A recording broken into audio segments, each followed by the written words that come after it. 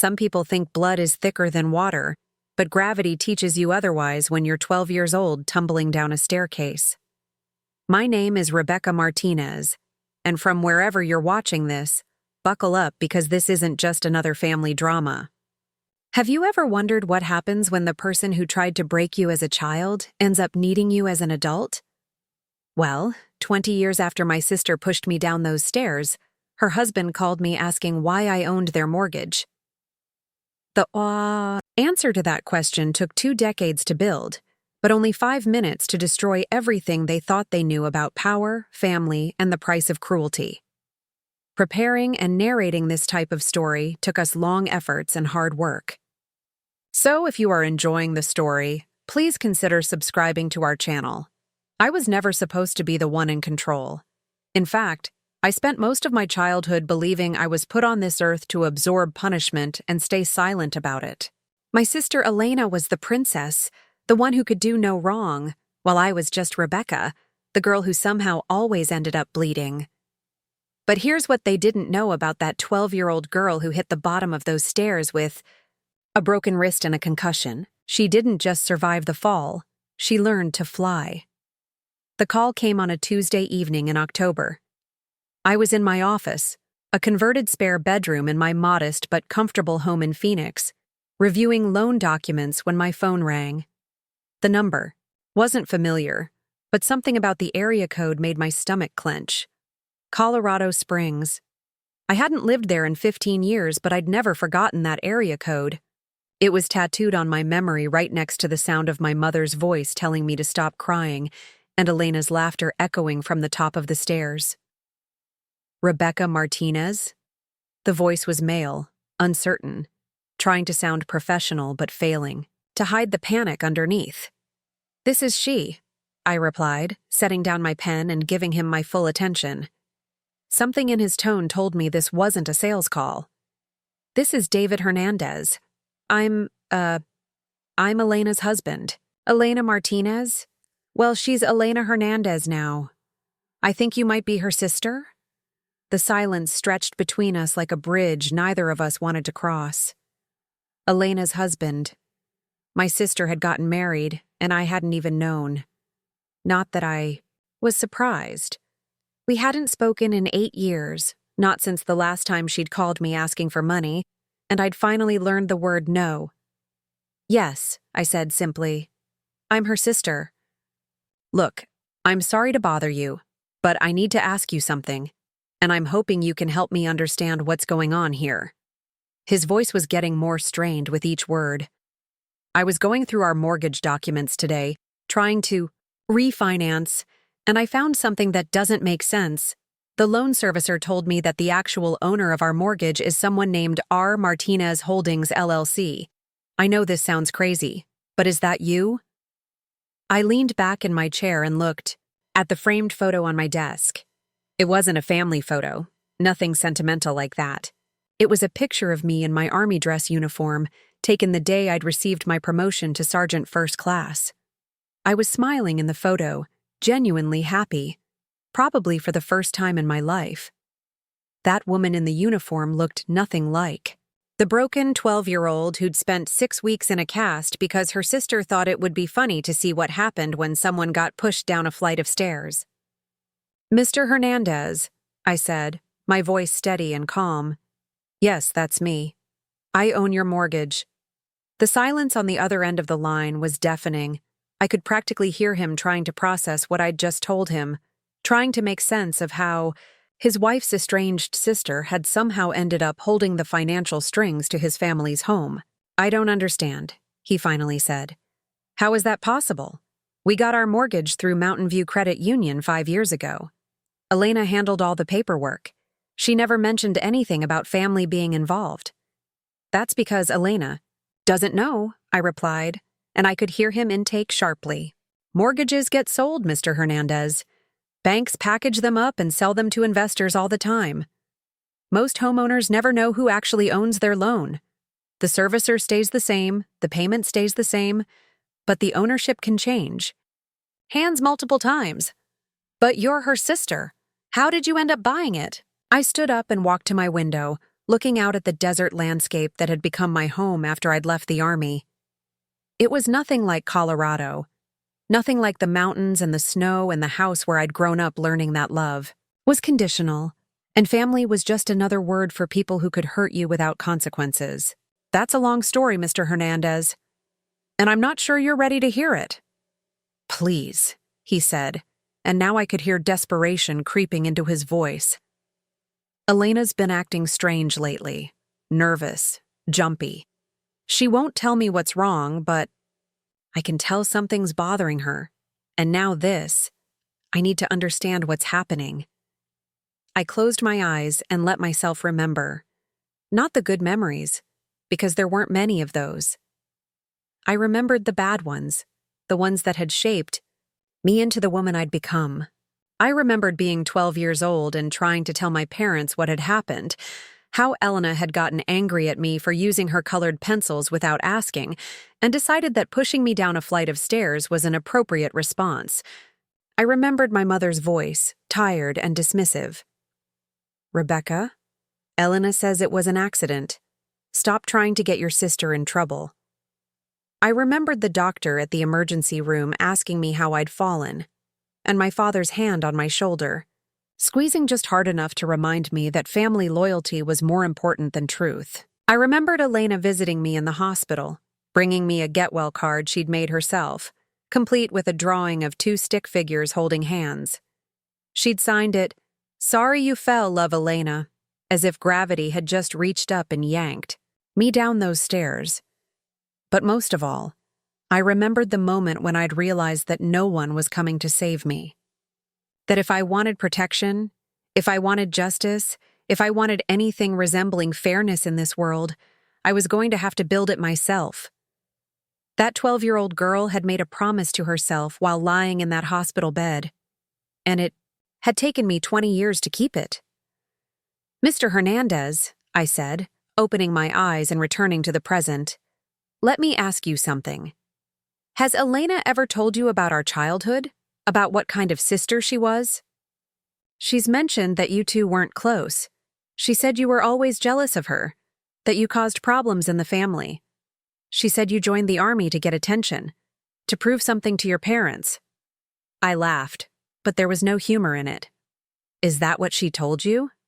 That I was jealous? She said you were always trying to compete with her, that you couldn't handle not being the favorite. She said it was better for everyone when you moved away. Mr. Hernandez, I moved away because staying would have meant continuing to be Elena's victim. I joined the army not to prove anything to my parents, but to prove something to myself, that I was worth more than being someone's punching bag. I don't understand what you're talking about. Your wife pushed me down a flight of stairs when I was 12 years old. She broke my wrist and gave me a concussion. When I tried to tell our parents what really happened, they chose to believe her version of events. That I was clumsy, that I was lying, that I was trying to get attention. Elena learned that day that she could hurt me without consequences, and she spent the next 6 years of my life proving that lesson over and over again. The silence stretched between us again, but this time it felt different, heavier. I could practically hear him reevaluating everything he thought he knew about the woman he'd married. That's impossible, he said finally, but his voice lacked conviction. Elena would never do something like that. She's not violent. She's not cruel. Mr. Hernandez, I have medical records. I have photos. I have a cast that I kept for 20 years as a reminder of what happens when you trust the wrong people. Your wife might have convinced you that she's not capable of cruelty, but I lived with her for 18 years. I know exactly what she's capable of. Why are you telling me this? What do you want? I don't want anything from you, Mr. Hernandez. You called me, remember? You wanted to know why I owned your mortgage. I'm simply explaining how a 12-year-old girl who got pushed down a flight of stairs grew up to become the woman who holds the financial future of her abuser in her hands. This is insane. You're talking about revenge over something that happened when you were kids. No, Mr. Hernandez, I'm talking about consequences. There's a difference. Revenge is emotional, impulsive, destructive. Consequences are calculated, inevitable, and often educational. Your wife spent our entire childhood teaching me that actions have consequences. I spent my entire adulthood learning how to apply that lesson. The memories of that October morning 20 years ago are burned into my mind like a brand.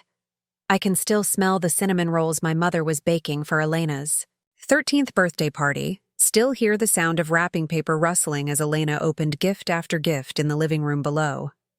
I was 12, sitting at the top of the stairs with my math homework spread across the carpet, trying to solve fractions while the sounds of celebration drifted up from downstairs. Elena's friends were arriving for her party, their laughter mixing, with my mother's voice as she played the perfect hostess. I had asked if I could join the party earlier that morning. Elena had looked at me like I'd suggested burning the house down. "It's my birthday, Rebecca. Not everything is about you." My mother had nodded in agreement, her hands already busy arranging Elena's gifts on the coffee table. "Let your sister have her special day, mija. You can watch from upstairs if you want." So there I was, relegated to homework duty, while my sister celebrated below. It should have been fine. I was used to being the afterthought, the one who watched, from the sidelines while Elena claimed center stage. But that morning, I'd made a mistake. I'd borrowed Elena's new set of colored pencils without asking. The ones she'd gotten early as a birthday gift from our grandmother, 64 colors in a pristine wooden box that smelled like cedar and possibility. I needed them for a geography project, a map of South America that was due Monday. My own crayons were worn down to stubs, barely usable, but Elena's pencils were perfect. Sharp points, vibrant colors, everything I needed to make my project beautiful. I figured she wouldn't even notice. She was busy with her party, surrounded by friends. And presents and cake. What were a few colored pencils compared to all of that? But Elena noticed everything. She had a radar for anything that was hers, especially when someone else was using it. I heard her footsteps on the stairs before I saw her, the deliberate rhythm of someone who was already angry. Her friends were still downstairs, their voices carrying up through the house as they played some game that involved a lot of squealing and running around. Elena had slipped away from her own party just to confront me. "Those are mine," she said, standing at the top of the stairs with her hands on her hips. She was wearing her new birthday dress, navy blue with white lace trim, and her hair was done, up in perfect curls courtesy of an hour in my mother's styling chair.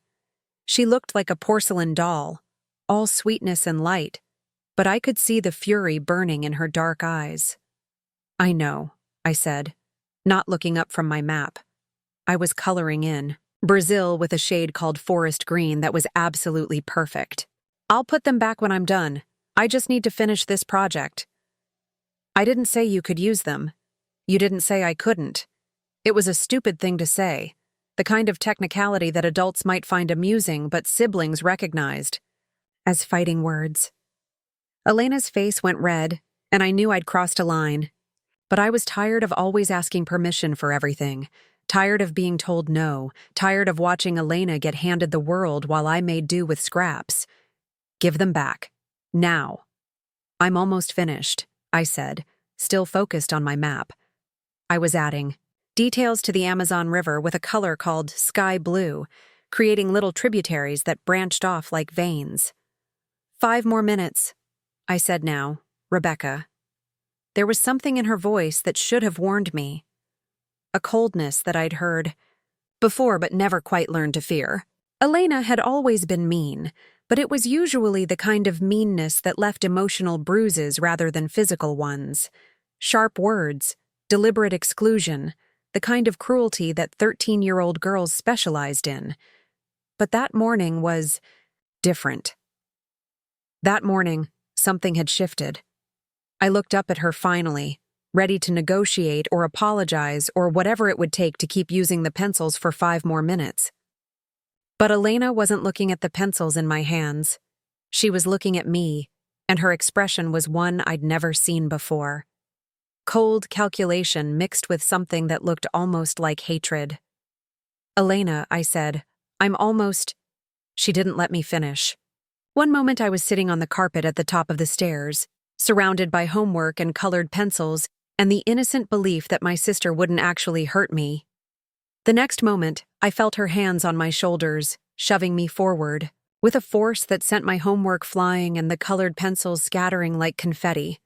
The fall seemed to take forever, and no time at all. I remember thinking, absurdly, that I should try to protect my head, but my body was tumbling too fast for conscious thought.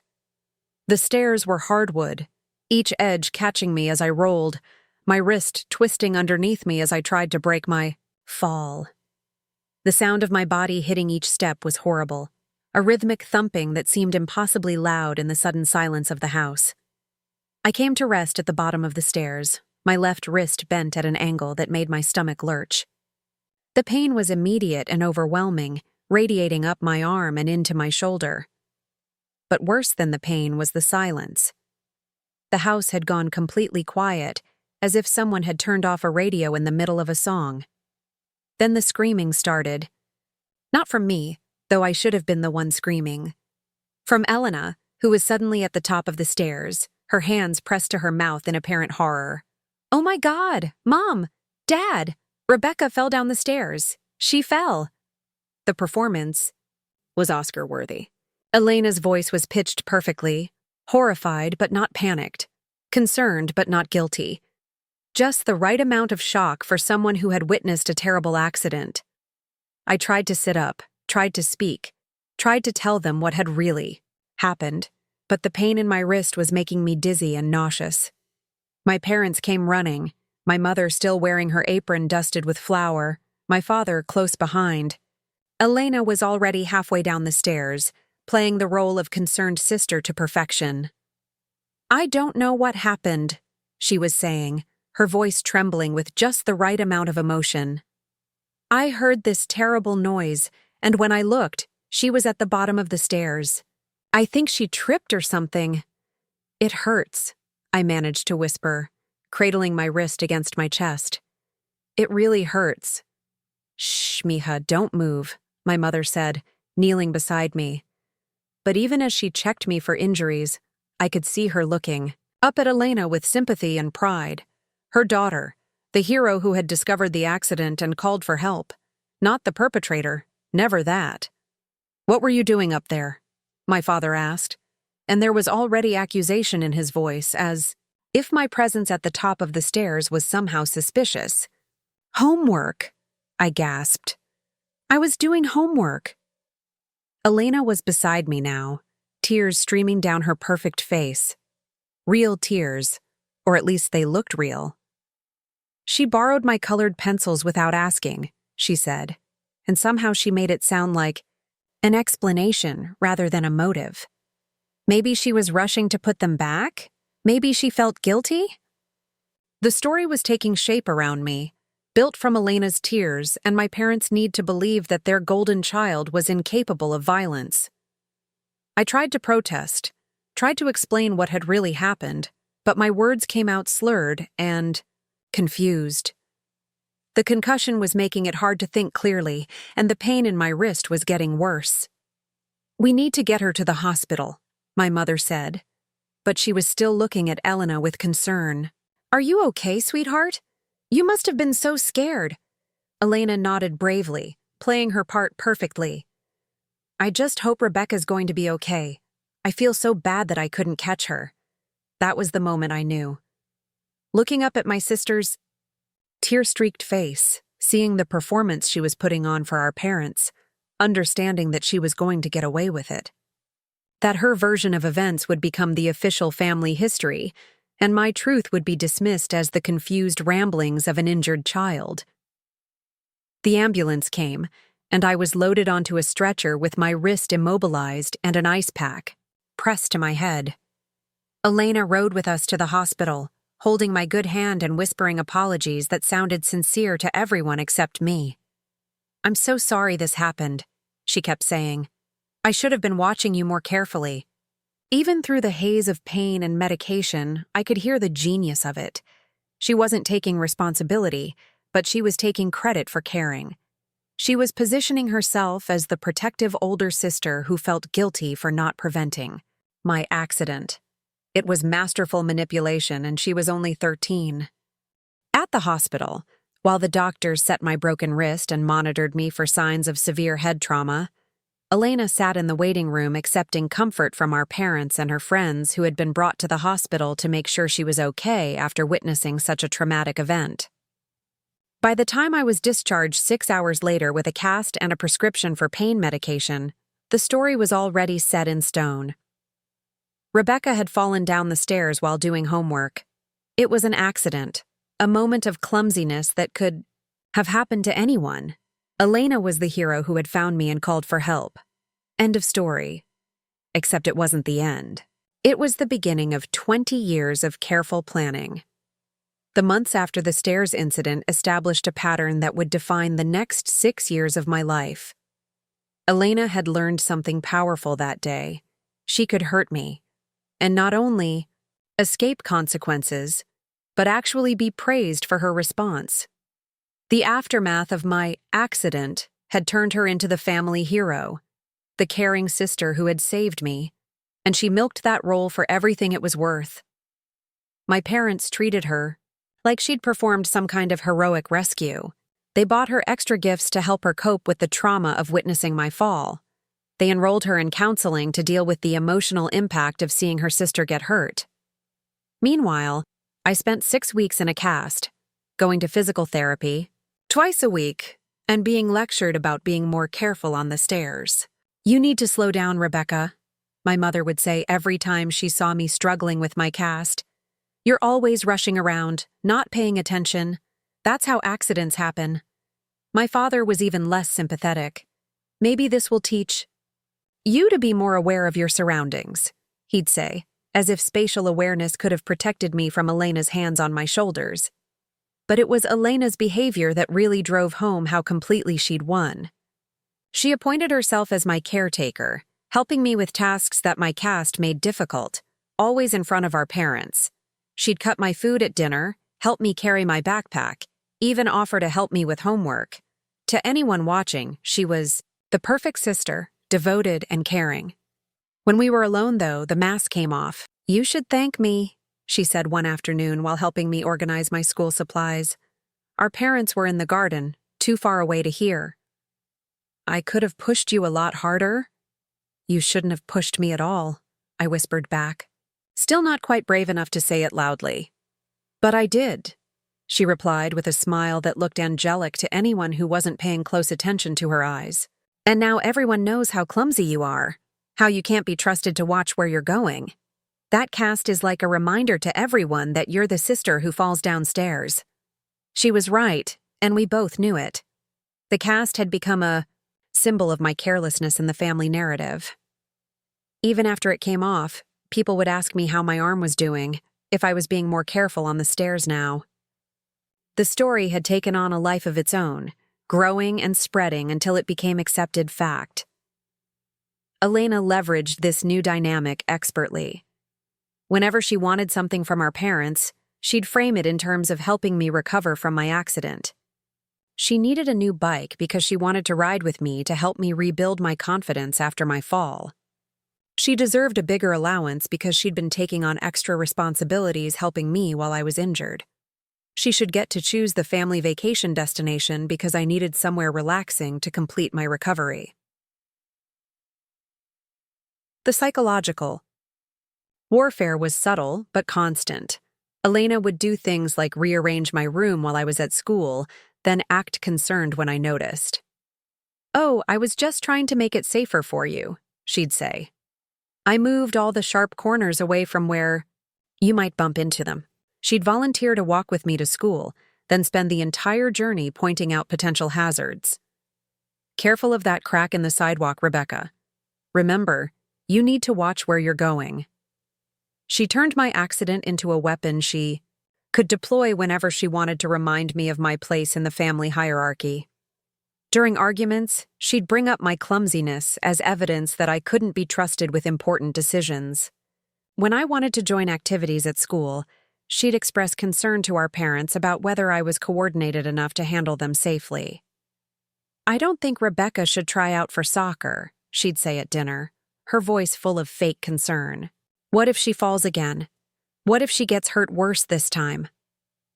Our parents would nod seriously, as if Elena's concern was touching rather than manipulative. "Elena's right," my mother would say. "You should focus on activities that don't involve so much physical coordination." The isolation was systematic and thorough.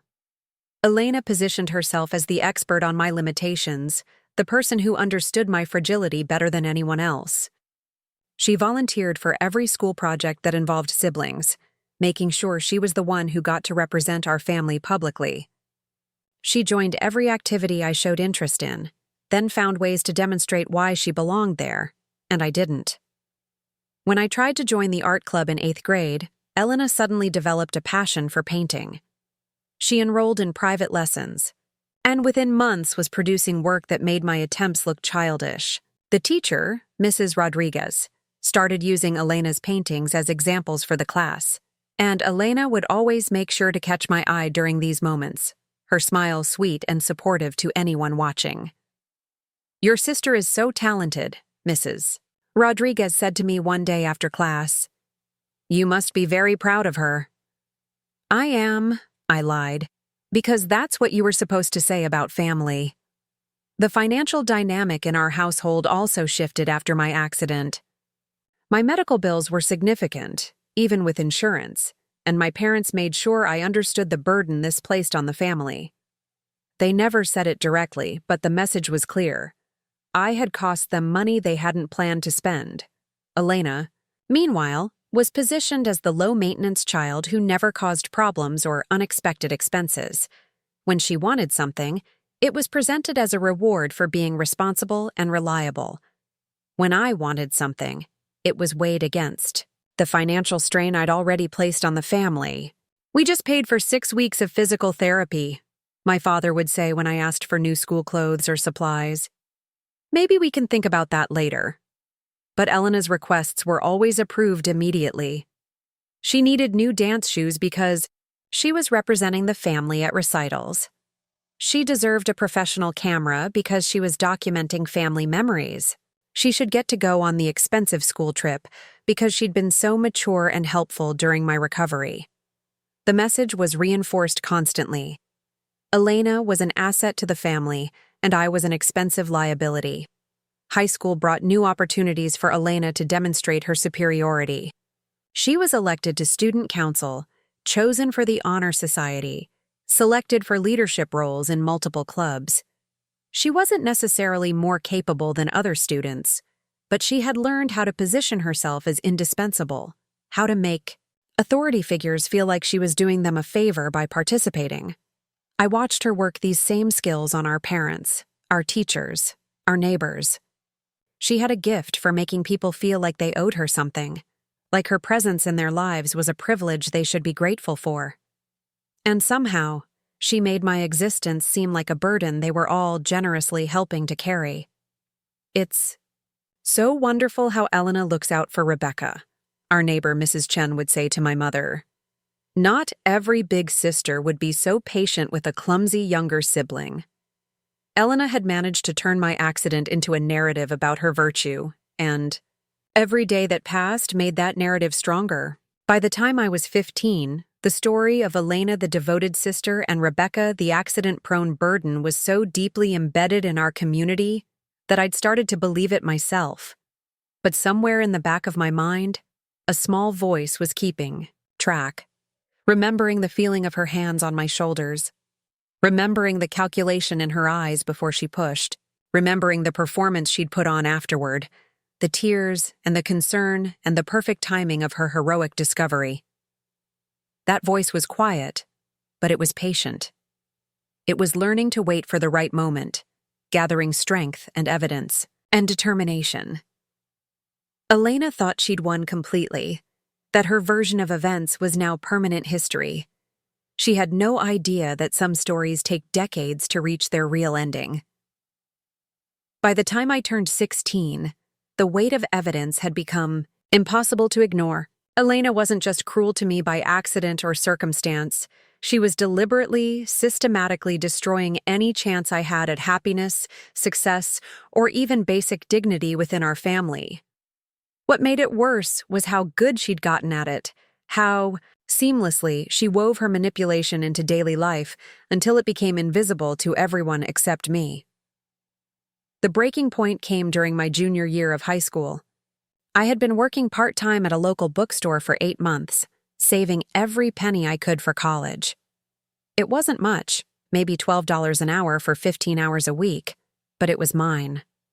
For the first time in my life, I had something that Elena couldn't touch, couldn't claim, couldn't turn into evidence of her superiority, or so I thought. I had managed to save almost $2,000 by February, money I kept in a savings account that I'd opened with my own identification and social security number. I was 17, old enough to have my own account, and I'd been so careful about it. I never mentioned the exact amount to anyone, never brought my bank statements home, never even told my parents how much I'd accumulated. But Elena had ways of finding out information, and she'd been watching me more carefully than I realized. She noticed when I came home from work happier than usual, probably after a particularly good day of sales or tips. She saw me researching colleges online, printing out applications and scholarship forms. She heard me on the phone with my guidance counselor, discussing financial aid options and work-study programs. The attack came in the form of concern, as Elena's attacks always did. "Mom," she said one evening at dinner, her voice full of worry, "I think we need to talk about Rebecca's job." My parents looked up from their plates, immediately alert. Elena had trained them well over the years. When she expressed concern about me, they listened. "What about her job?" my mother asked. "I'm worried she's becoming obsessed with money," Elena said, glancing at me with what looked like sisterly concern. "She's been working so many hours, and I think it's affecting her grades. Plus, I heard her on the phone talking about how much she's saved, and I think she might be getting ideas above her station." The phrase "above her station" was one of my father's favorites. He used it whenever anyone in the family showed what he considered excessive ambition. It was code for "remember your place." "How many hours are you working, Rebecca?" my father asked, his tone already accusatory. 15 hours a week, I said. "It's not affecting my grades. I have a 3.7 GPA. "That's down from last semester," Elena pointed out helpfully. "You had a 3.8 in the fall." It was true, but it was a difference of exactly 1 grade in 1 class, and it had nothing to do with my job. I'd gotten a B+ instead of an A in chemistry because the teacher, Mr. Peterson, had a reputation for being impossible. But Elena made it sound like I was failing everything. "I think Rebecca might be putting too much pressure on herself," Elena continued. "She's been talking about applying to colleges that are really expensive, places that might not be realistic for our family's financial situation. I'm worried she's setting herself up for disappointment." My mother nodded thoughtfully. "Which colleges are you looking at, mija?" I had been researching state schools, nothing extravagant. The University of Colorado, Colorado State, some smaller colleges that offered good financial aid packages. But under Elena's scrutiny, suddenly, my perfectly reasonable college plans sounded like impossible dreams. "Just some state schools," I said. "I'm looking at financial aid. I've saved almost $2,000. The moment the words left my mouth, I knew I'd made a mistake. Elena's eyes lit up with something that looked like satisfaction, and my parents exchanged a look that I recognized. It was the look they got when they thought I was being unrealistic about something. $2,000, my father said. "That's a lot of money for a 17-year-old to have sitting around." "I've been saving for college," I said. But even as I said it, I could see how Elena was going to spin this. "That's what I mean," Elena said right on cue. "I think she's becoming obsessed with hoarding money instead of contributing to the family. We all know how expensive her medical bills were after the accident. Shouldn't she be thinking about helping?" To pay some of that back instead of saving for things that might not even happen? The medical bills. Elena always came back to the medical bills from my broken wrist, as if I had somehow chosen to fall down the stairs and burden the family with unexpected expenses. She had turned my injury into a debt that I could never fully repay, a financial burden that would follow me forever. Elena has a point, my mother said slowly. Maybe you should be thinking about the family's needs before your own wants. College isn't a want, I said, hearing desperation creeping into my voice. It's my future. College is expensive, my father said, and not everyone is cut out for it. Maybe you should be thinking about more practical options. Trade school, community college, something more in line with your abilities. My abilities. As if Elena hadn't spent years systematically undermining any evidence that I had abilities worth developing. I have good grades, I protested. I've been on the honor roll for 3 semesters. Grades aren't everything, Elena said gently. Some people are more suited for academic environments, and others are better with practical skills. There's nothing wrong with being more of a hands-on person. She was doing it again, making her superiority sound like a compliment to me, suggesting that my limitations were actually strengths in disguise. It was masterful, and my parents were eating it up. Your sister has a point, my mother said. Maybe you're pushing yourself too hard, trying to be something you're not meant to be. That night, alone in my room, I made a decision that would change everything. I opened my laptop and started researching something I'd never seriously considered before: military service. Not because I had any particular calling to serve my country, though I would grow to love that aspect of it, but because I finally understood that I needed to get as far away from Elena as possible if I was ever going, to become the person I was meant to be. The Army offered structure, training, education benefits, and most importantly, distance. Thousands of miles of distance between me and the family that had spent years teaching me to see myself as broken, clumsy, limited, and burdensome. I spent the next 3 months secretly researching military occupational specialties, talking to recruiters, and preparing for the ASVAB. I told no one, not even my guidance counselor, because I knew that Elena would find a way to sabotage this plan like she'd sabotaged everything else I'd ever tried to do. When I finally told my parents that I was enlisting, their reaction was exactly what Elena had trained me to expect. Relief. They were relieved that I was choosing a path that wouldn't cost them money, that wouldn't require them to support my unrealistic academic ambitions, that would take their problematic daughter off their hands and make her someone else's responsibility. The military will be good for you, my father said. It'll teach you discipline, help you mature. I think it's very brave, Elena said, and her smile was so warm and supportive that anyone watching would have thought she was genuinely proud of me. The Army will give you structure. You've always needed more structure than most people. More structure. Another way of saying that I was too chaotic, too unpredictable, too much trouble for a normal civilian life to handle. But for the first time in years, I didn't argue. I just smiled and nodded and let them believe whatever they wanted to believe about my decision. Because I knew something they didn't know. I wasn't running away from Elena. I was running toward the person I could become without her constant presence warping my sense of what was possible. I was 18 years old, and I was finally going to find out who Rebecca Martinez was when she wasn't being defined by her sister's narrative.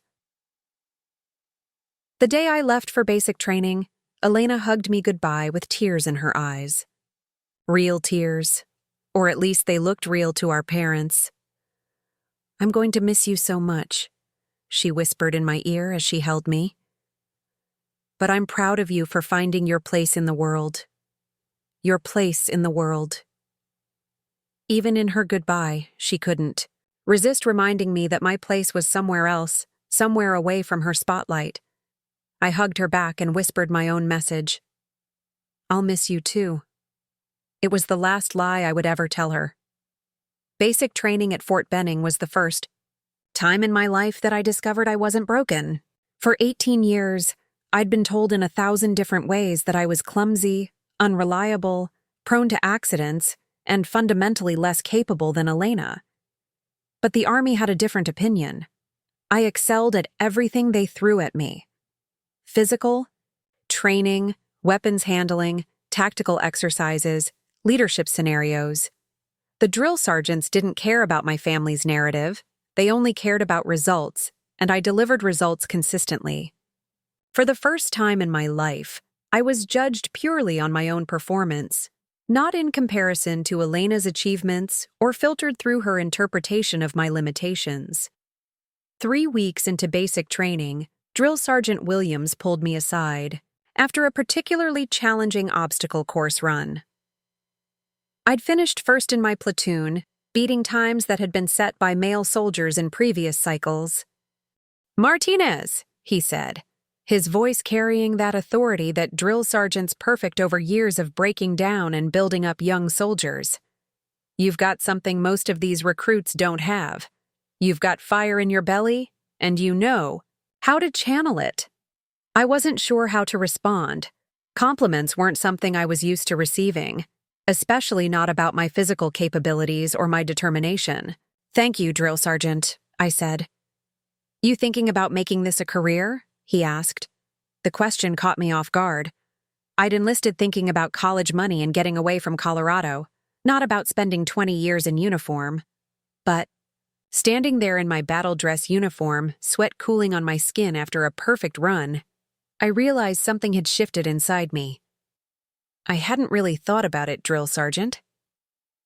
"Well, start thinking about it. The Army needs soldiers like you. Natural leaders who don't quit when things get hard. Natural leader." No one had ever called me that before. In my family, Elena was the natural leader. I was the follower, the supporter, the one who carried out other people's plans. But Drill Sergeant Williams was looking at me like he saw something different, something that had been there all along waiting for the right environment to emerge. After basic training, I was assigned to Fort Carson, just a few hours from Colorado Springs. Close enough that my family expected regular visits, but far enough that I could control the frequency and duration of those visits. For the first time in my life, I had leverage in the relationship dynamic. The first time I came home in uniform, the shift was immediate and obvious. My parents looked at me differently, with something that might have been respect mixed with surprise. I was no longer the clumsy teenager who'd fallen down the stairs. I was Private Martinez, a soldier who'd completed one of the most challenging training programs in the world. Elena's reaction was more complex. She hugged me and told me how proud she was, but I could see the calculation in her eyes. She was trying to figure out how to position herself relative to this new version of me, how to maintain her superiority in a situation where I was suddenly getting positive attention from our parents. "You look so different," she said over dinner. "More confident." "The Army does that," my father said with pride. "Builds character." "I always knew Rebecca had it in her," Elena added smoothly. "She just needed the right environment to bring it out." Even then, she was positioning herself as the one who'd seen my potential all along, who'd somehow contributed to my success. But the words felt hollow now. I'd spent 4 months learning what I was actually capable of when I wasn't constantly being told what I couldn't do. During that first visit home, Elena tried to reestablish the old dynamic. She made subtle comments about my appearance, my mannerisms, my choice of civilian clothes when I changed out of uniform. She offered to help me shop for better outfits, to teach me how to do my makeup in a way that was more flattering, to introduce me to some of her friends who might be good influences. But something fundamental had changed. I'd spent months surrounded by people who valued competence over appearance, who measured worth in terms of performance rather than popularity. Elena's attempts at manipulation felt clumsy and obvious, like watching a magician perform tricks after someone had explained how the illusions worked. "I'm fine," I said when she offered to help me with my hair. "I like it the way it is." "Oh, I'm sure you do," she replied with that smile that used to make me doubt myself. "I just thought maybe you'd want to try something more feminine now that you're back in the civilian world." "I'm not back in the civilian world," I corrected. "I'm visiting." It was a small distinction, but it represented something huge. I wasn't coming back to resume my old role in the family hierarchy. I was passing through as someone who belonged somewhere else, who had responsibilities and loyalties beyond this house and these people. Over the next 2 years, as I got promoted to private first class and then to specialist, the visits home became less frequent and more strategic. I came for Christmas, for birthdays when I could, for major family events. But I no longer felt obligated to participate in the daily drama of Elena's life, or to accept my parents' assessment of my capabilities and limitations. Elena, meanwhile, was struggling to establish herself in the adult world. She'd graduated from high school with mediocre grades despite all the advantages she'd been given. She'd started college but dropped out after a semester, claiming that the professors didn't understand her learning style. She'd moved back home and was working a series of retail jobs that never seemed to last more than a few months. For the first time in our lives, I was the one with clear direction and measurable success, while Elena was floundering. The contrast was stark and uncomfortable for everyone involved, especially Elena. "It's just hard to find good employers," she complained during one of my visits. "Everyone wants you to have experience, but no one wants to give you a chance to get experience." I nodded sympathetically, but privately I was thinking about the dozens of soldiers I knew who'd successfully transitioned from military to civilian, careers who'd used their service as a foundation for building the lives they wanted. The difference wasn't opportunity. The difference was that I'd learned to see obstacles as problems to solve rather than excuses for why things couldn't be done. At 21, I was promoted to sergeant and accepted into the Army's financial management program. The promotion ceremony was small, just my immediate chain of command, but it represented something that Elena had never achieved: recognition based purely on merit, awarded by people who had no reason to favor me over anyone else. I called home that evening to share the news. My parents were proud, genuinely proud, but Elena's response was telling. "That's wonderful," she said when I told her about the promotion. "I always knew you'd do well in a structured environment. Some people just need more external validation than others." External validation. As if my achievements were somehow less meaningful because they came with rank insignia and ceremony. As if the discipline and leadership skills I'd developed were crutches rather than strengths.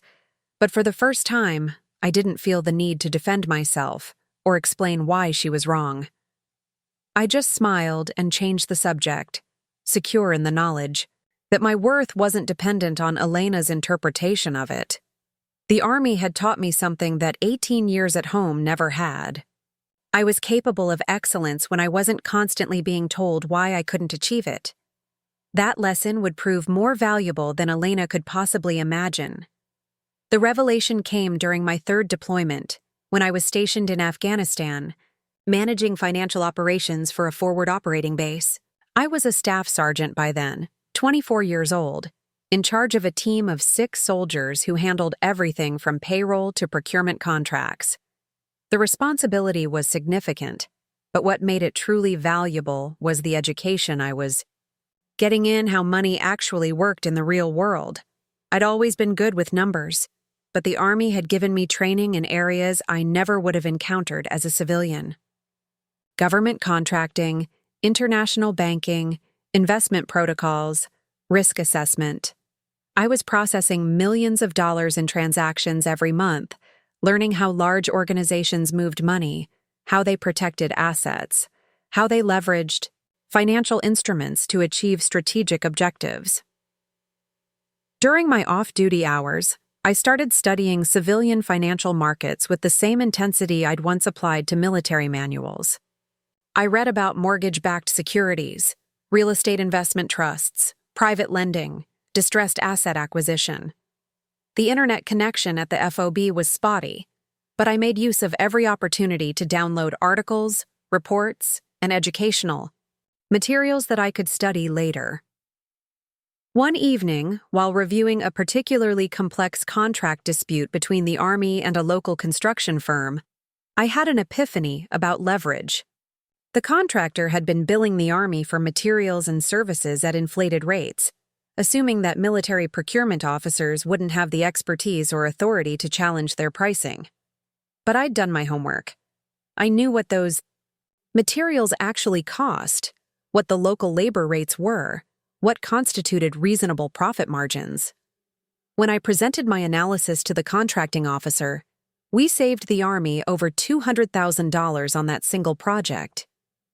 But more importantly, I realized something about power dynamics that I'd never understood before.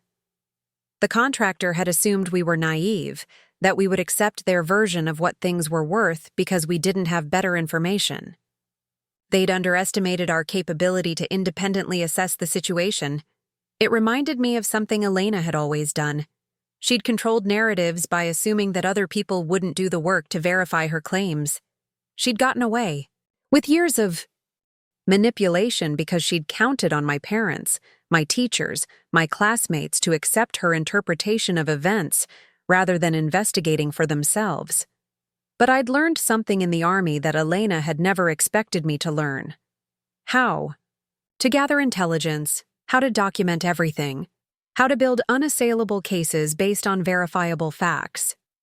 I started making phone calls home with more specific purposes, not just to check in with family, but to ask detailed questions about their financial situation. My parents were getting older. My father was talking about retirement. My mother was worried about their savings. Elena was still living at home, still struggling to establish any kind of career momentum. "How's the house market in Colorado Springs?" I asked during one call. "Oh, it's crazy," my mother said.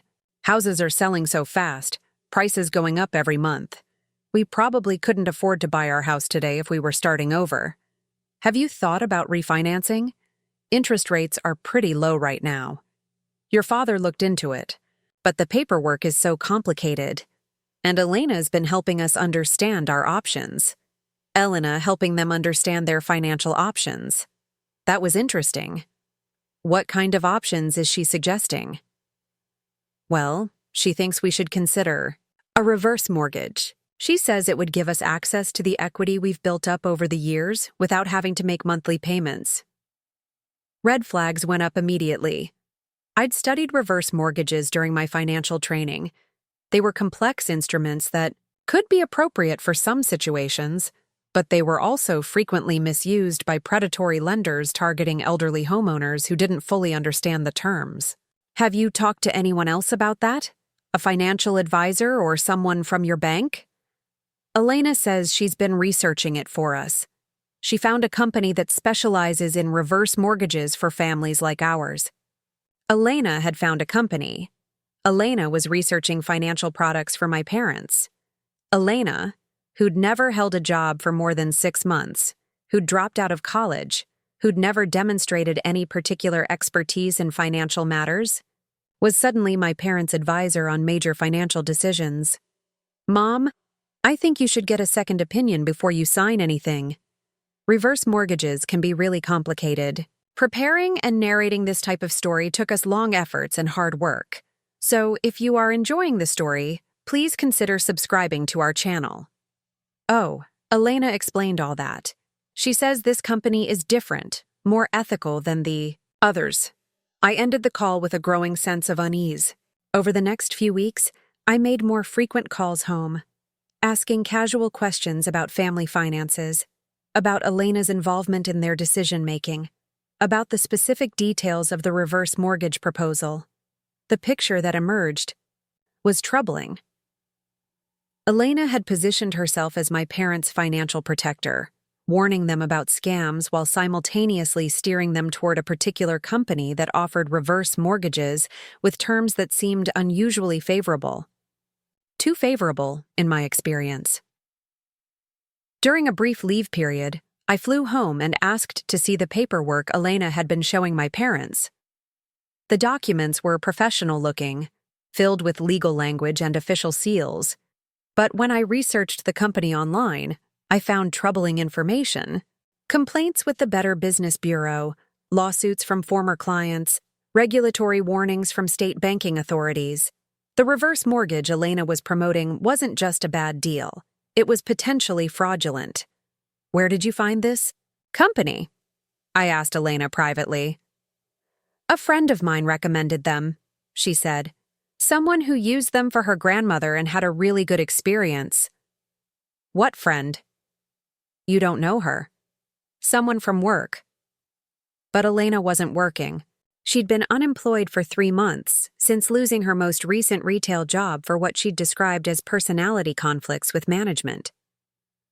I pushed harder, asking for specific details about this friend, about how Elena had vetted the company, about what research she'd done to verify their legitimacy. Her answers were vague and contradictory, the kind of responses people give when they're making things up as they go along.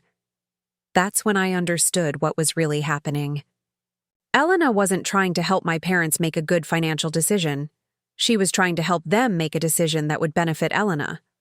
A reverse mortgage would give her access to the house's equity while my parents were still alive, and she'd positioned herself as the person they trusted to manage their financial affairs.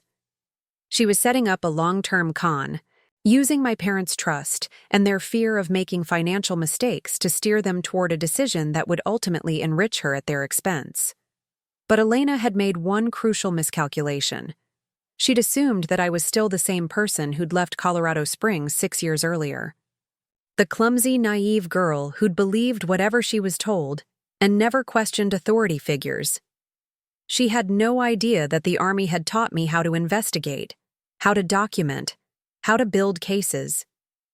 She didn't know that I'd spent years learning about financial instruments and predatory lending practices. She couldn't have imagined that I'd developed both the skills and the resources to not just recognize what she was doing, but to stop it. More importantly, she didn't know that I'd been quietly building my own financial foundation for years, setting aside money from every paycheck, investing in real estate and securities, learning how to use the same tools she was, trying to weaponize against our parents. Elena thought she was playing chess against someone who didn't know the rules. She had no idea I'd been studying the game for years, waiting for the right moment to make my move. The intervention had to be surgical. Elena had spent months building trust with my parents, positioning herself as their financial advisor and protector. A direct confrontation would only make her dig in deeper and potentially accelerate whatever timeline she was working with. Instead, I needed to dismantle her scheme piece by piece, using the same methodical approach I'd learned in military operations. First, I researched the reverse mortgage company Elena was promoting. What I found was worse than I'd initially suspected. Mountain Peak Financial Solutions wasn't just questionable, it was operating under investigation by 3 different state attorney generals' offices. Their business model was predatory by design. They targeted elderly homeowners in middle-class neighborhoods, offered terms that sounded generous in the short term, but contained clauses that allowed them to accelerate payment schedules or foreclose on properties under circumstances that weren't clearly explained to borrowers. The most damning discovery was that Mountain Peak paid referral fees to people who brought them new clients. Elena wasn't just steering my parents toward a bad financial decision, she was getting paid to do it. The paperwork she'd shown them was deliberately misleading, designed to hide the true cost and risk of the arrangement. Armed with this information, I scheduled a meeting with my parents during my next leave, but instead of confronting Elena directly, I took a different approach. "I've been thinking about your financial situation," I told them over dinner. "With everything I've learned about money management in the Army, I'd like to help you explore your options." My parents looked pleased. Having a daughter who worked in military finance gave them confidence that I knew what I was talking about, unlike Elena, whose expertise was purely theoretical. "Elena's been helping us with that," my mother said. "She found a company that offers reverse mortgages with really good terms." "That's great that she's been researching," I said carefully. But I'd like to have a financial advisor look at all your options before you make any major decisions. Someone independent who doesn't work for any particular company. Elena's expression tightened slightly, but she maintained her supportive smile. I think that's a wonderful idea. It's always good to get a second opinion. Over the next 2 days, I arranged for my parents to meet with 3 different financial advisors. Not because I needed their opinions, but because I needed Elena to hear from multiple independent experts that the reverse mortgage she'd been promoting was potentially disastrous. The first advisor was diplomatic, but clear. I'd strongly recommend against this particular company. Their terms are unusually restrictive, and there have been complaints filed against them with state regulators. The second advisor was more direct. This looks like a predatory lending scheme. I've seen similar arrangements before, and they rarely end well for the borrowers. The third advisor asked the question I'd been waiting for. How did you hear about this company? It's not one that reputable financial advisors typically recommend. Elena shifted uncomfortably. A friend recommended them. Someone who had a good experience. Would you mind if I spoke with your friend? I'd be interested to hear about their experience firsthand. She's very private about her financial affairs, Elena said quickly. I don't think she'd be comfortable discussing it. The advisor nodded. Politely, but I could see him making notes. In his experience, legitimate recommendations came with verifiable references. Elena's evasiveness was raising red flags. After the meetings, my parents were thoroughly convinced that the reverse mortgage Elena had found was not in their best interests. But I wasn't satisfied with just stopping her scheme.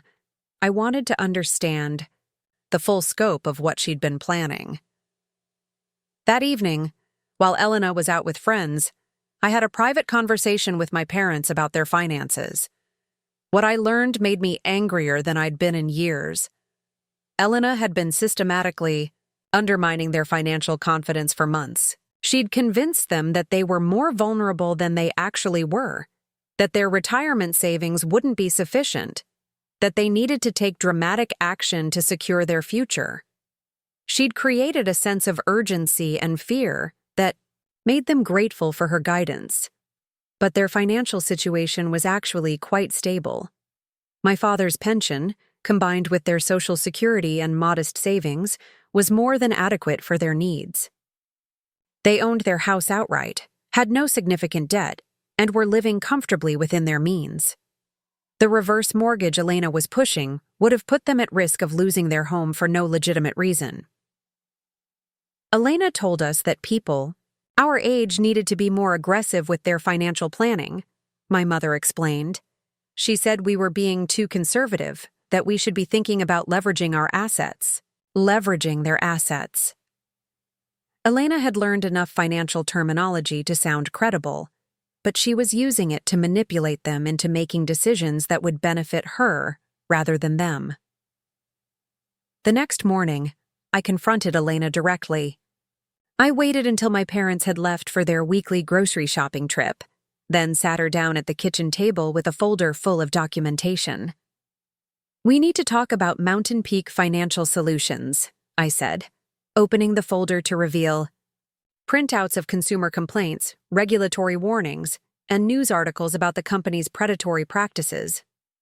Elena's face went pale, but she tried to maintain her composure. I don't know what you're talking about. I'm talking about the fact that you've been trying to convince our parents to enter into a reverse mortgage agreement with a company that's under investigation for fraud. I'm talking about the referral fees you would have received if they'd signed with this company.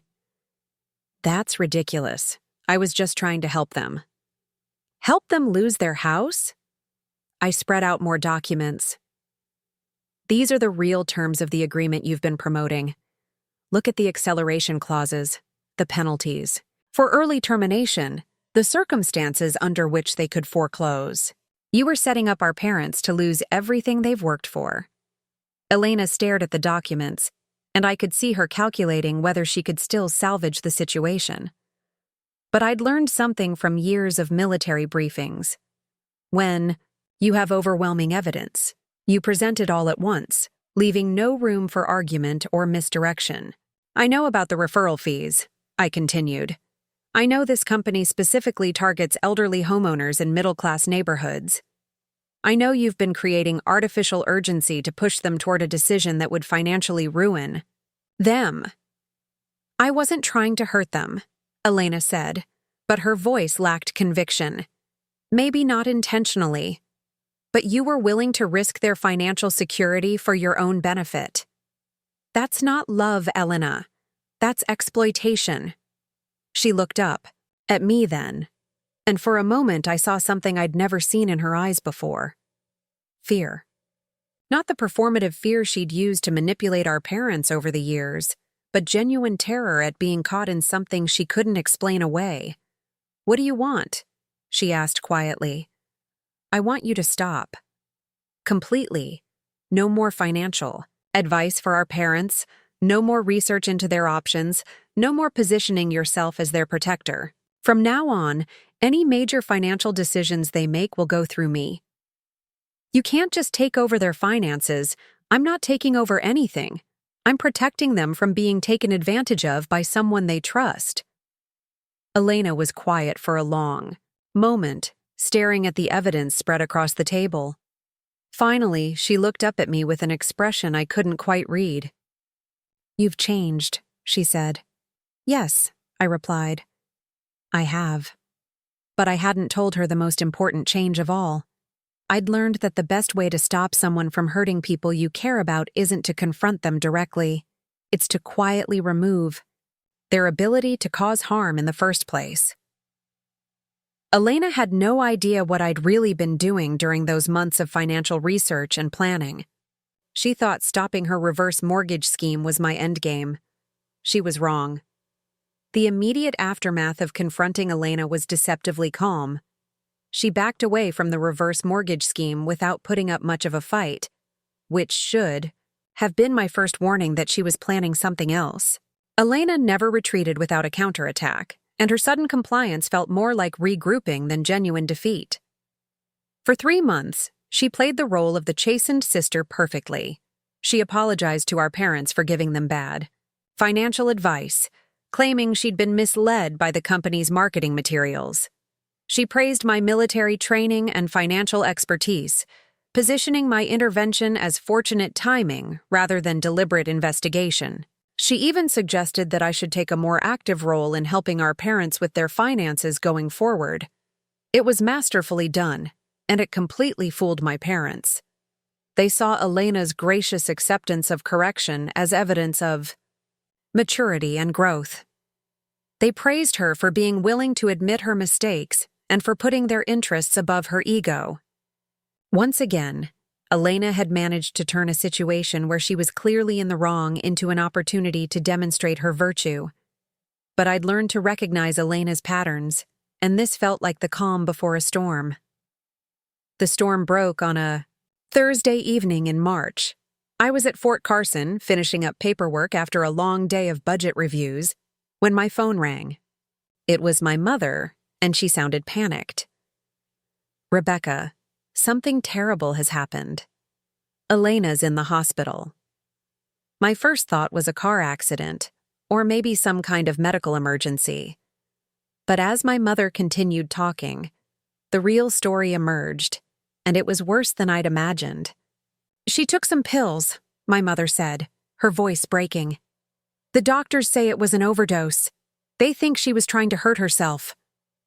Elena had attempted suicide, or at least she'd done something that looked like a suicide attempt to the emergency room doctors and the psychiatric evaluation team. She'd taken enough sleeping pills to require medical intervention, but not enough to cause permanent damage. She'd timed it perfectly, taking the pills just before my parents were due home from their weekly dinner date, ensuring she'd be found quickly. She left a note," my mother continued. "She says she's been feeling worthless since you confronted her about the financial thing. She says she can't handle disappointing the family anymore." I felt something cold settle in my stomach. Elena had weaponized mental health, turning my legitimate concerns about her fraudulent behavior into the catalyst for a mental health crisis that would generate sympathy and deflect attention from what she'd actually been doing. "I'm driving. Up tonight," I told my mother. "I'll be there in a few hours." The drive from Fort Carson to Colorado Springs gave me time to think, and the more I thought about the timing and circumstances of Elena's overdose, the more convinced I became that this was another manipulation. Elena was many things, but she wasn't genuinely suicidal. She was too narcissistic, too convinced of her own importance, too invested in maintaining control over the family narrative. This was psychological warfare, designed to reframe the entire situation. Instead of Elena being the person who'd tried to defraud our parents, she was now the victim of her sister's cruel accusations. Instead of me being the protective daughter who'd saved our parents from financial ruin, I was now the bully who'd pushed her sister to the breaking point. At the hospital, the performance was flawless. Elena looked genuinely fragile, sitting in her hospital bed with her hair disheveled and her eyes red from crying. She hugged me when I walked into the room, clinging to me like I was a lifeline. "I'm so sorry," she whispered. "I never meant for any of this to happen. I was just trying to help Mom and Dad, and when you showed me all that information about the company, I realized how badly I'd messed up. I felt so guilty, so stupid." Our parents were sitting nearby, their faces drawn with worry and exhaustion. They looked at Elena with the kind of protective tenderness that parents reserve for their most vulnerable child. "She's been beating herself up about this for months," my father said quietly. "We had no idea she was taking it so hard." The psychiatrist, Dr. Chen, pulled me aside for a private conversation. "Your sister is experiencing what appears to be a severe depressive episode, likely triggered by feelings of inadequacy and family conflict. She's mentioned several times that she feels like she can never measure up to your accomplishments, that she's always been seen as the family disappointment." I listened to Dr. Chen's assessment with growing disbelief. Elena had managed to convince a trained mental health professional that she was suffering from imposter syndrome and sibling rivalry, rather than the consequences of attempted fraud. "Has she mentioned the specific nature of the family conflict?" I asked. "She says there was a disagreement about financial advice she'd given your parents. She feels terrible about giving them bad information and believes you think she was trying to harm them intentionally." Elena had presented the situation as an innocent mistake, followed by harsh criticism from her perfectionist military sister. She'd painted herself as the well-meaning but incompetent sibling who'd been crushed by my high standards and professional expertise. "Doctor, I think there might be some details about the situation that Elena hasn't shared with you," I said carefully. "Oh? What kind of details?" I had brought copies of the documentation I'd shown Elena months earlier. The evidence of Mountain Peak Financial's predatory practices, the proof of referral fees, the regulatory warnings. I showed Dr. Chen everything, explaining how Elena had positioned herself to profit from our parents' financial vulnerability. Dr. Chen reviewed the documents with growing concern. "This puts a very different light on the situation," she said finally. "What you're describing sounds less like innocent bad advice and more like intentional exploitation. That's what I'm concerned about.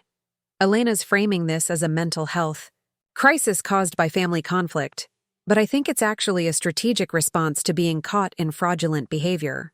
Have you considered that both things could be true? That she might have been engaging in problematic behavior and also be experiencing genuine mental health issues as a result of being confronted about it?" It was a fair point, and one that I'd been wrestling with during the drive up from Fort Carson. Was I being too cynical about Elena's suicide attempt? Was it possible that she'd genuinely been driven to self-harm by guilt and shame over her actions? But then I remembered something Dr. Chen had said earlier. Elena felt like she could never measure up to my accomplishments. Elena had always been seen as the family disappointment. Those weren't Elena's real feelings about herself. Elena had never seen herself as inadequate or disappointing. She'd spent our entire childhood positioning herself as the superior sibling, the one with natural advantages and unlimited potential. The idea that she felt inferior to me was completely inconsistent with 26 years of observed behavior. Elena wasn't having a mental health crisis. She was having a strategic crisis. Her usual methods of manipulation weren't working, so she'd escalated to a tactic that was almost impossible to challenge without seeming heartless. "Dr. Chen," I said, "I think Elena is an expert at telling people what they want to hear. And right now, what everyone wants to hear is that this is all a misunderstanding caused by mental illness rather than a pattern of predatory behavior." Dr. Chen looked uncomfortable. "That's a serious accusation, Rebecca. Are you suggesting that your sister is faking a mental health crisis?" "I'm suggesting that Elena has a long history of using emotional manipulation to avoid consequences for her actions, and I think she's doing it again, except this time the stakes are higher." The conversation with Dr. Chen didn't change the immediate situation. Elena was held for psychiatric observation for 72 hours, during which time she continued to play the role of the remorseful, depressed sister who'd been overwhelmed by family expectations. But it did convince me that I needed to take more decisive action. Elena had escalated beyond financial fraud into psychological manipulation that could have long-term consequences for our entire family. She was using the mental health system as a weapon, and our parents' love and concern as a shield.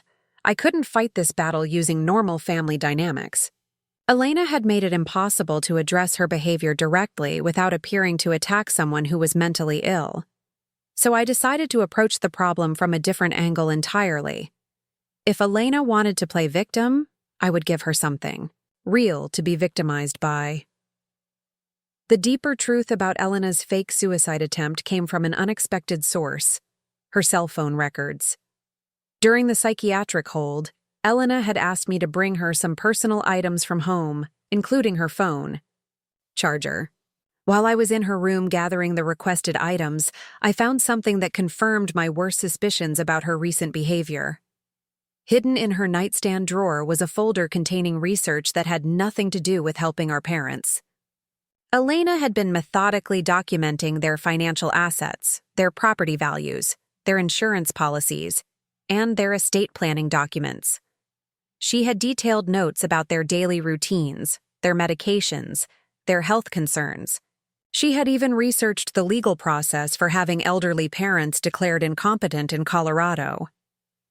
Elena hadn't just been planning to defraud our parents with a reverse mortgage. She had been building a comprehensive case for taking control of their finances entirely, positioning herself as their caregiver and financial guardian. The reverse mortgage was just the first step in a much larger scheme.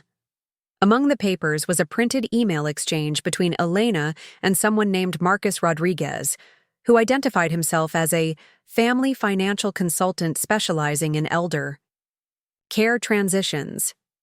The emails revealed that Elena had been working with this consultant for over 6 months, developing what they called a comprehensive family financial management strategy.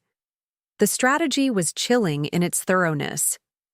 First, establish financial vulnerability through unnecessary debt instruments like reverse mortgages. Second, document increasing confusion or poor decision-making by the elderly parents. Third, petition for guardianship or conservatorship on the grounds that the parents could no longer manage their own affairs. Fourth, transfer assets into accounts controlled by the guardian for protection and professional management. Elena had been planning to systematically strip our parents of their financial independence and legal autonomy, all while positioning herself as their devoted daughter, who was sacrificing her own life to care for them. The fake suicide attempt fit perfectly into this larger strategy. By establishing herself as someone struggling with mental health issues, Elena was creating a narrative where she needed support and care from the family. She was positioning herself as vulnerable and dependent, which would make it easier to move back home permanently and take on an increasing role in our parents' daily lives. I photographed every document in the folder before returning it to Elena's drawer. Then I made a decision that would have been unthinkable to the 18-year-old girl who'd left Colorado Springs 8 years earlier. I was going to turn Elena's own strategy against her, using the same methodical approach she'd been planning to use against our parents. The first step was to protect our parents' assets without alerting Elena to what I was doing. I convinced them to meet with an estate planning attorney to update their wills and establish a trust. I framed it as a routine financial planning exercise, something they should do periodically to make sure their affairs were in order. It's just smart planning, I told them over dinner, especially with Elena having health issues. You want to make sure everything is clearly documented so there's no confusion later. The attorney I'd chosen specialized in elder abuse prevention. Without mentioning Elena specifically, I explained that I was concerned about potential financial exploitation and wanted to ensure that my parents' assets were protected from predatory schemes. The attorney helped them establish a trust structure that would require independent oversight for any major financial decisions and would make it extremely difficult for any single family member to gain control of their assets. The second step was to document Elena's pattern of manipulation and fraud. I compiled a comprehensive file containing the evidence of her reverse mortgage scheme, her research into elder financial exploitation, her correspondence with the family, financial consultant, and a detailed timeline of her manipulative behaviors going back to childhood. This wasn't just about the recent fraud attempt. I included documentation of Elena's fake suicide attempt, analysis of the timing and circumstances that suggested strategic rather than genuine mental health crisis, and evidence of her attempts to use the mental health system to deflect accountability for her actions. The third step was the most complex. I needed to remove Elena's ability to manipulate our parents emotionally while maintaining plausible deniability about my own involvement. During Elena's psychiatric hold, I'd learned that she'd been prescribed medication for depression and anxiety. The medications were legitimate, prescribed by Dr. Chen based on Elena's reported symptoms. But Elena had been inconsistent about taking them, which was contributing to what Dr. Chen saw as ongoing mental health instability. I realized that Elena's medication compliance was being monitored by our parents, who were now deeply invested in her mental health recovery.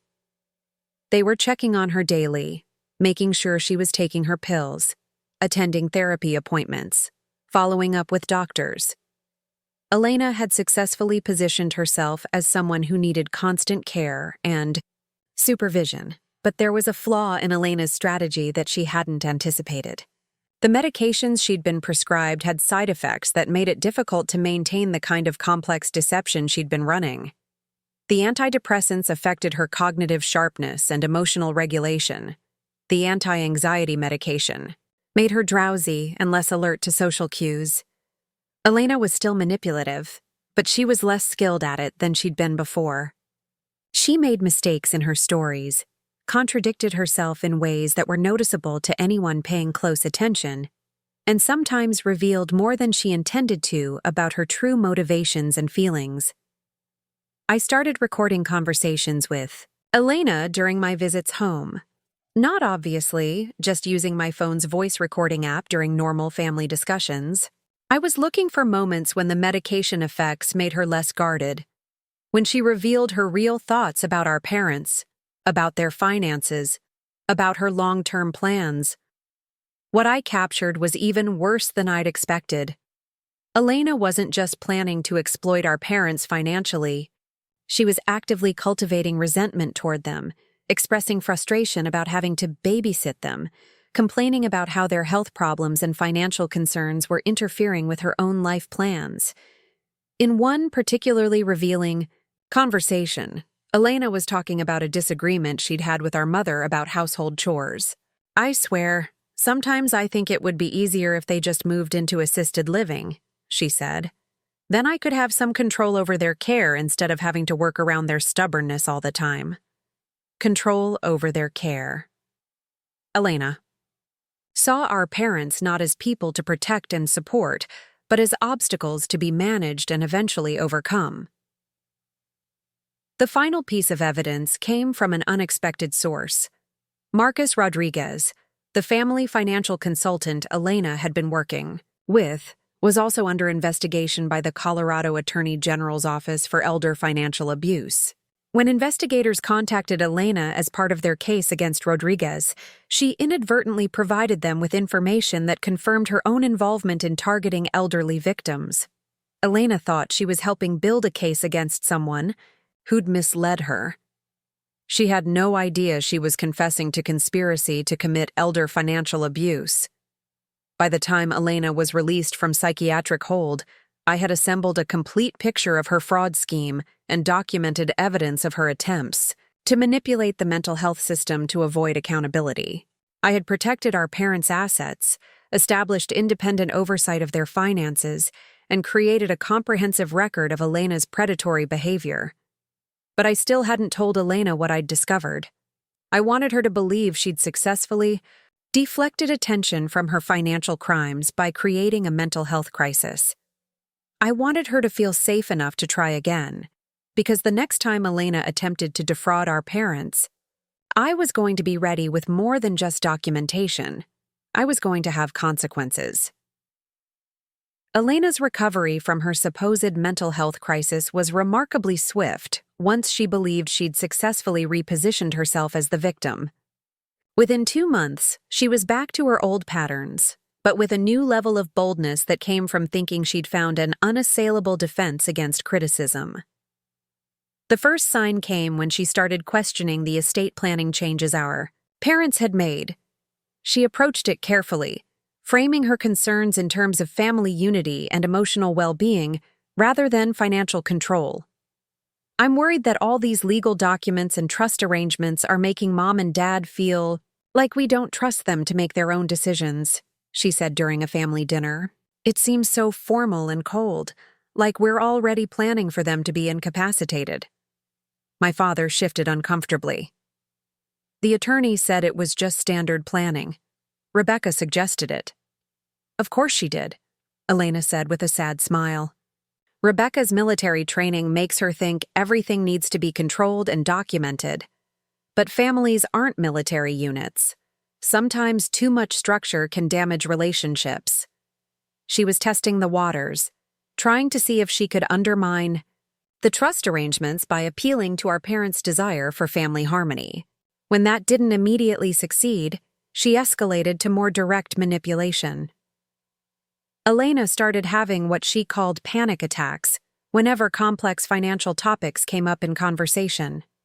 If our parents mentioned meeting with their financial advisor or reviewing their trust documents, Elena would become visibly distressed, hyperventilating and crying about how overwhelming it all felt.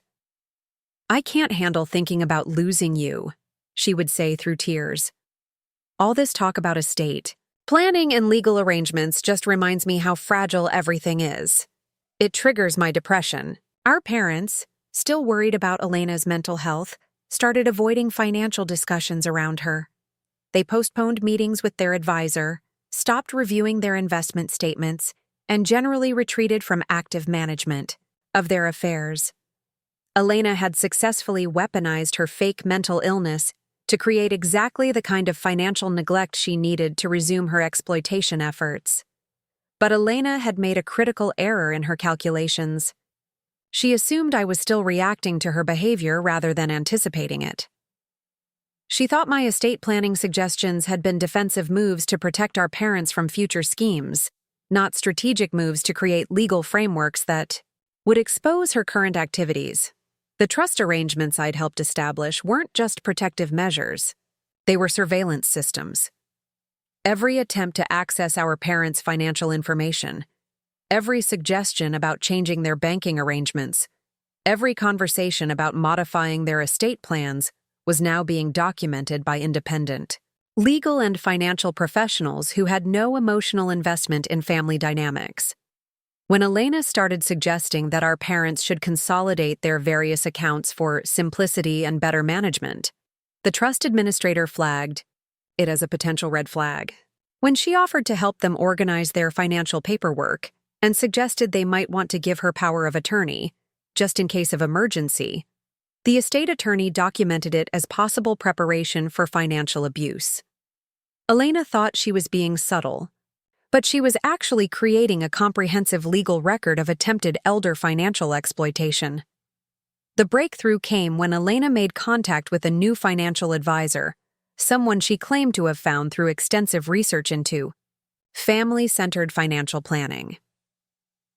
Dr. Sarah Kim, she explained, specialized in helping families navigate the emotional challenges of aging and financial transitions. Dr. Kim's credentials were impressive, and her approach seemed thoughtful and holistic. She wanted to meet with the entire family to understand everyone's concerns and goals. She emphasized the importance of communication and trust in family financial planning. Elena was enthusiastic about Dr. Kim's approach. Finally, someone who understands that financial planning isn't just about numbers, she said. It's about relationships and emotional security. What Elena didn't know was that Dr. Kim was actually Dr. Sarah Kim Chen, a forensic financial analyst who specialized in documenting elder financial abuse cases for law enforcement. I had retained her services weeks earlier, and the comprehensive family financial planning session Elena was eagerly anticipating was actually an elaborate evidence-gathering operation. During the meeting, Dr. Kim asked detailed questions about each family member's financial knowledge, their involvement in financial decision-making, and their concerns about the family's financial future. She created what appeared to be a safe space for everyone to express their thoughts and feelings about money, inheritance, and family responsibilities. Elena talked extensively about her concerns regarding our parents' financial vulnerability, her desire to take a more active role in protecting them, and her frustration with the overly complicated legal arrangements that had been established. She positioned herself as the caring daughter who was being prevented from properly caring for her aging parents by bureaucratic obstacles and her sister's military-style approach to family management.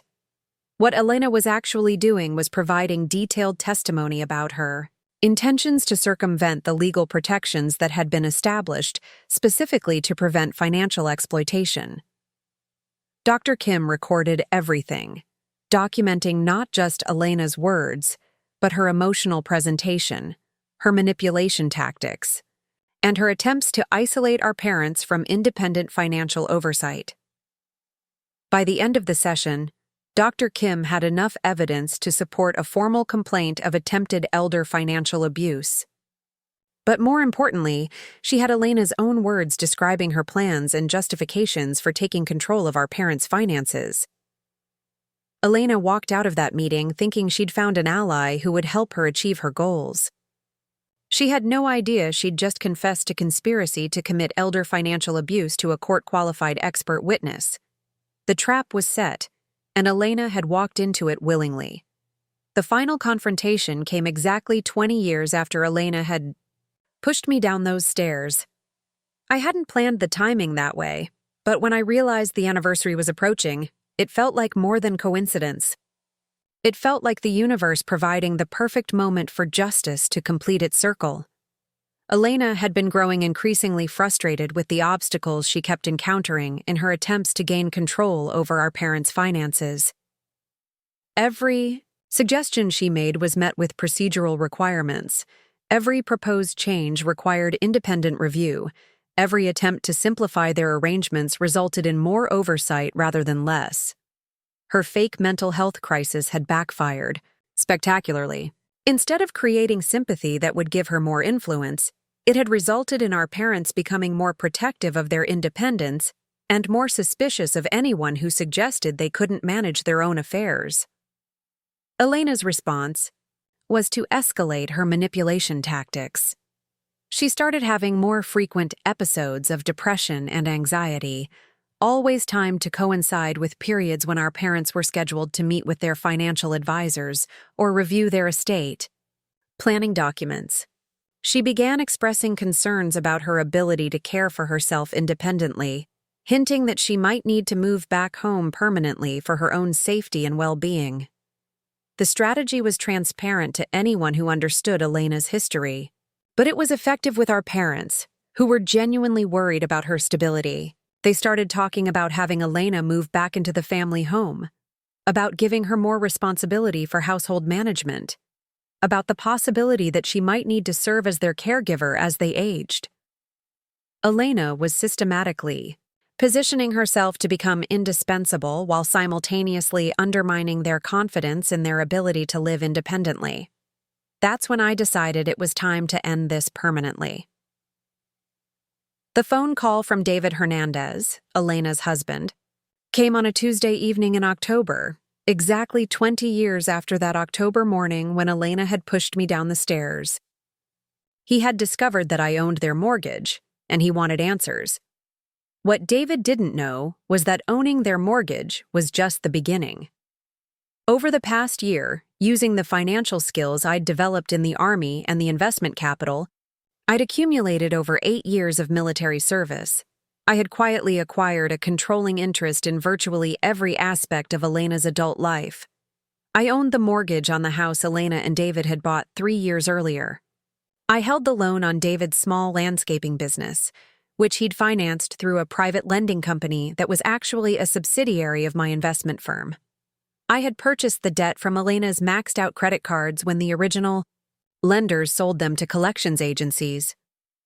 I controlled the lease on the apartment building where Elena's best friend Sarah lived, giving me leverage over Elena's primary emotional support system.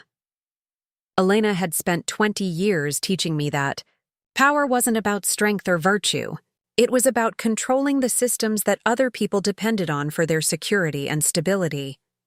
She had demonstrated that lesson repeatedly, using her influence over our parents' emotions and our family's dynamics to manipulate situations in her favor. I had learned the lesson well. But unlike Elena, I had also learned patience, planning, and the difference between tactics and strategy. Elena's approach had always been reactive and short-term. She would identify an opportunity for manipulation and exploit it immediately, without considering long-term consequences or potential resistance. She relied on emotional manipulation and her ability to reframe narratives after the fact. My approach was proactive and comprehensive. I had spent years studying Elena's patterns, identifying her vulnerabilities, and systematically acquiring the leverage necessary to neutralize her ability to harm anyone else. I hadn't just stopped her current schemes. I had created a framework that would prevent future schemes. When David asked me why I owned their mortgage, I could have given him a simple answer about investment opportunities and real estate markets. But I decided it was time for the truth. "Your wife pushed me down a flight of stairs when I was 12 years old," I told him. "She broke my wrist and gave me a concussion, then convinced my parents and the doctors that it was an accident. For the next 6 years, she used that incident to establish a pattern of psychological abuse that continued into adulthood." David was silent for a long moment. "That's impossible. Elena would never hurt anyone. She's not violent." "No, she's not violent anymore. She's evolved beyond physical violence into financial and emotional manipulation. Your wife has been planning to defraud my elderly parents for over a year. The reverse mortgage scheme I stopped was just the first phase of a comprehensive plan to strip them of their financial independence and legal autonomy." I explained everything to David. The documentation I'd found in Elena's room, her correspondence with Marcus Rodriguez, her fake suicide attempt designed to deflect accountability, her current efforts to position herself as our parents' caregiver and financial guardian. "I've been documenting Elena's predatory behavior for months," I continued. "I have recordings of her expressing frustration about having to babysit our parents, evidence of her research into elder financial exploitation techniques, and testimony from a forensic financial analyst documenting her attempts to circumvent legal protections."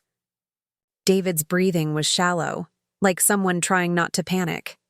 "What do you want from me? I want you to understand what you're married to, and I want you to make an informed decision about whether you want to remain complicit in her activities." Complicit? I didn't know about any of this. You didn't know because you didn't want to know. Elena has been unemployed for most of your marriage, but somehow she's been contributing to your household expenses. You never asked where that money was coming from. The silence stretched between us. David was realizing that his comfortable life had been built on Elena's manipulation of her family, and that he had been willfully blind to activities that should have raised obvious questions. What happens now? He asked finally. That depends on Elena. If she's willing to permanently stop her predatory behavior and make restitution for the financial and emotional damage she's caused, we can probably resolve this privately. If she continues to try to manipulate and exploit vulnerable people, then I'll be forced to pursue legal remedies. And our house? Our mortgage? Your mortgage is the least of your problems, David. Elena has been building a criminal case against herself for over a year. I've been documenting it, but I haven't reported it yet.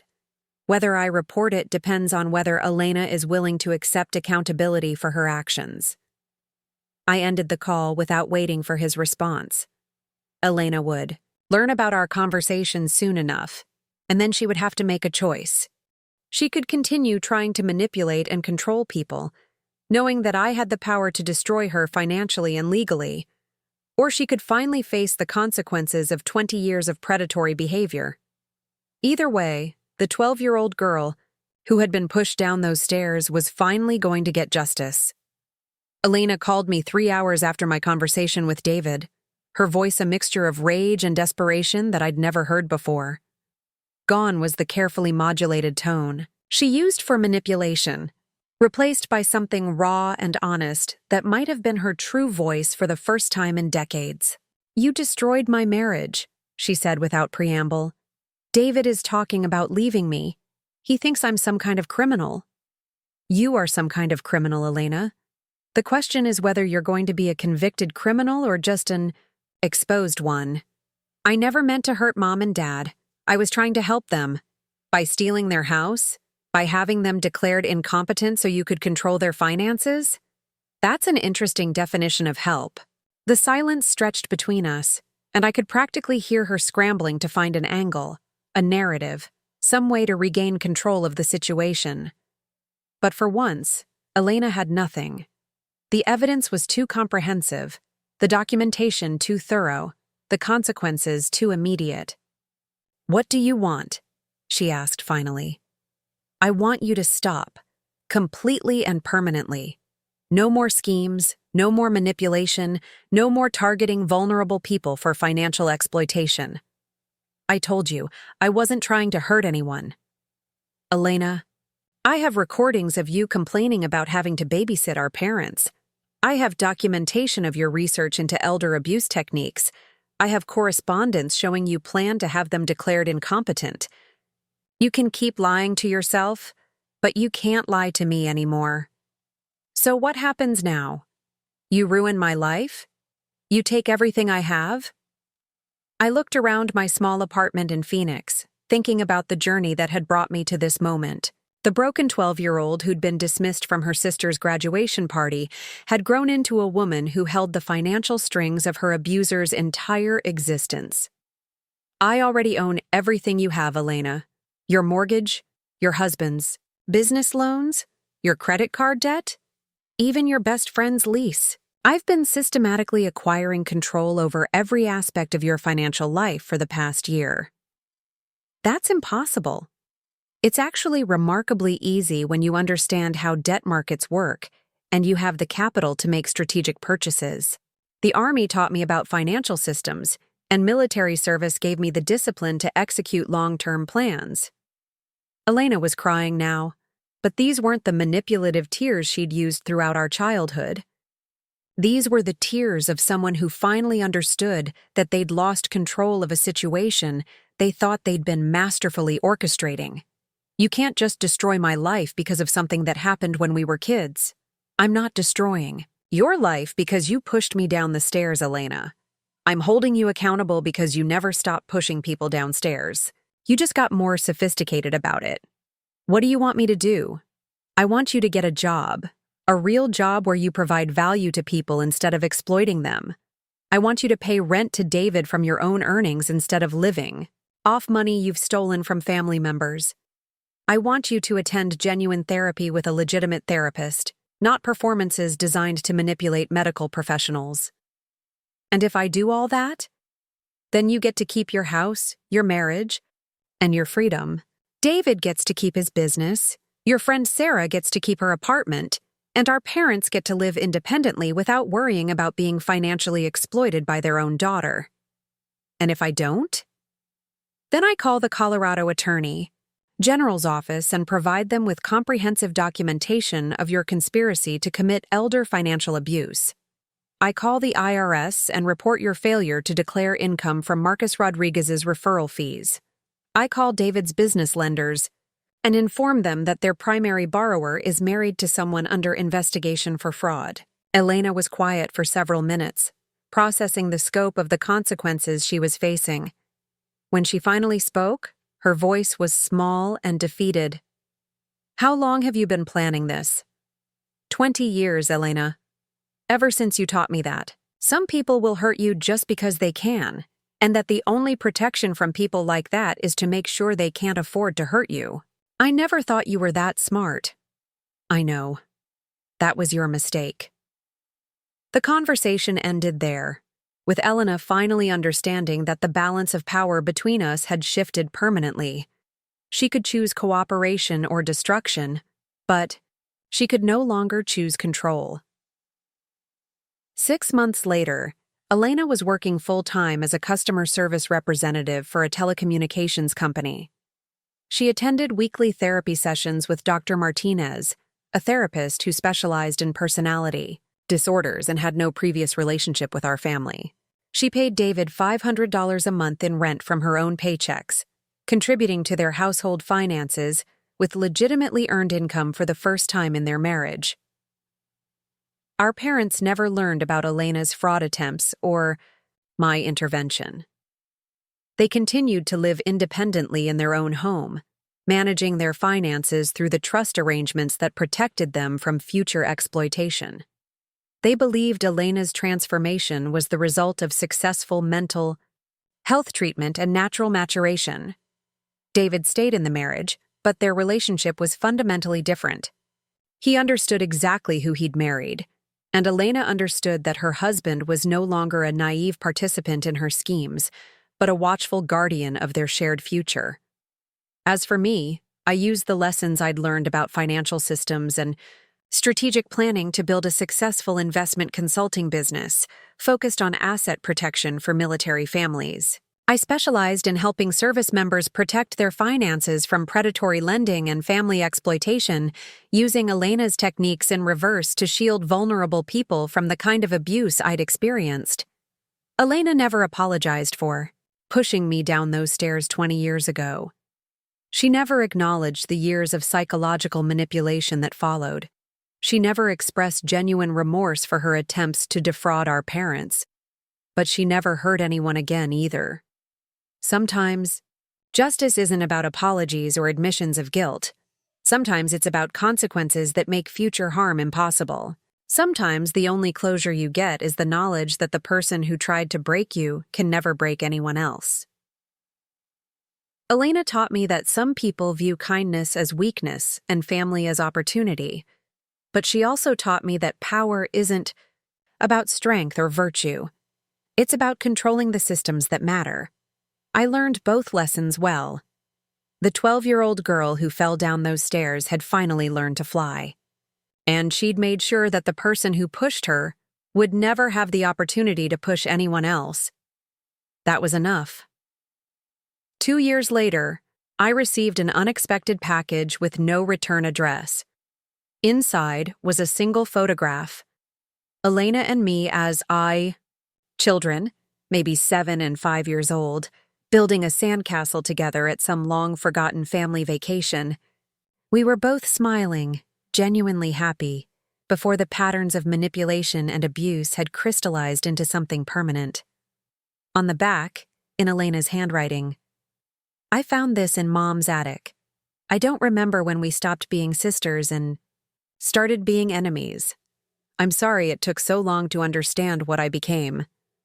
It wasn't the apology I'd waited 20 years to hear, but it was acknowledgement. Finally, after decades of gaslighting and manipulation, Elena was admitting that our relationship had been poisoned by her choices, making sure it never happens again. If this story resonated with you, if you've ever felt invisible in your own family or underestimated by people who should have protected you, Please subscribe to our channel. Share your own stories in the comments below. You're not alone, and your voice matters more than you know.